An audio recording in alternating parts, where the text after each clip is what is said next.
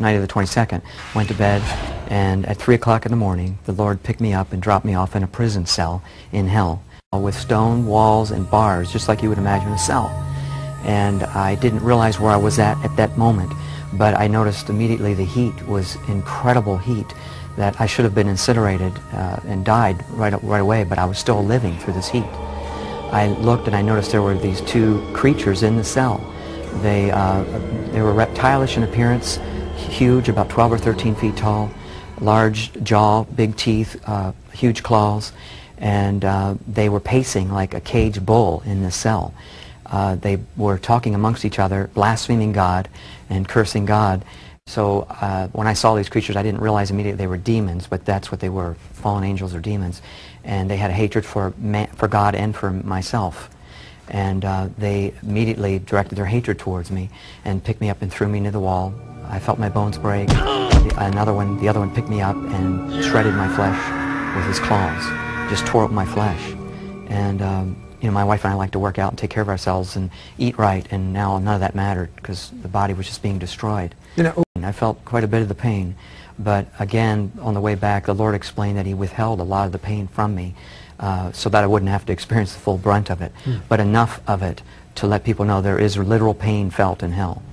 You will feel pain in the heat, and the torments are tremendous. The screams of millions of people that were coming from outside the cell. And I knew there were people in other spots, in other prison cells, in pits of fire, in large area of fire that I'll get to that I saw. But the screams were deafening, overwhelming screams. It was terrible to even endure that.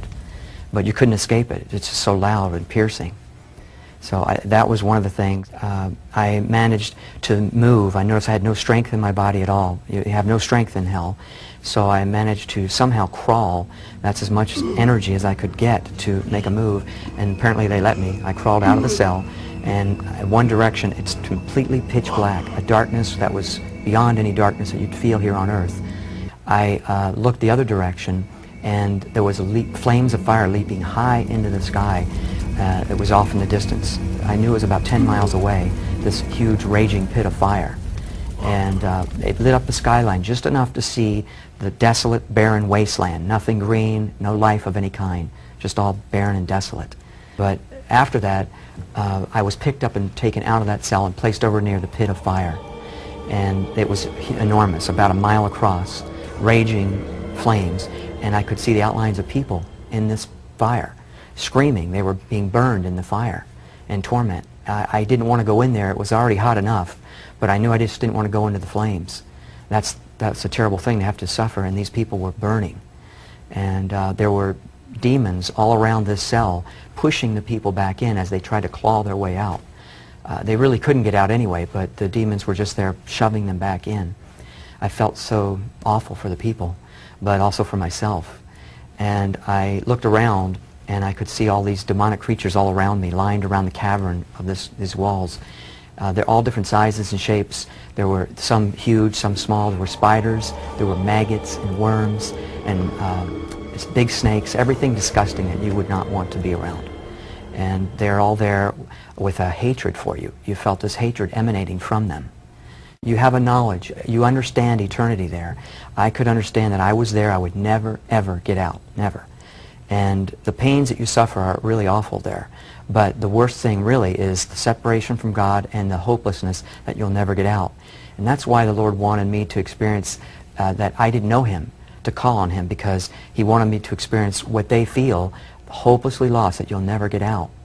And one of the most tormenting thoughts for me was, I thought about my wife. We're very close, and I've told her if anything ever happens in the world, earthquake, tragedy, that I'd find a way to get to her. And I couldn't get to her. I would never get out. I would never see her again. I just wanted to talk to a person, just anybody. But you're denied that. You never get to be with people. You never get to talk to anyone. You're just around these demonic creatures that can torment you and torture you. So you're denied that access. I noticed the smells are just terrible, foul odors. So like sulfur smells? Sulfur smell, burning flesh, just the most putrid, rotten smells you could imagine. But you didn't want to breathe. You couldn't really breathe anyway. There's not enough air to breathe. Every breath took such an effort. If I just have to describe it.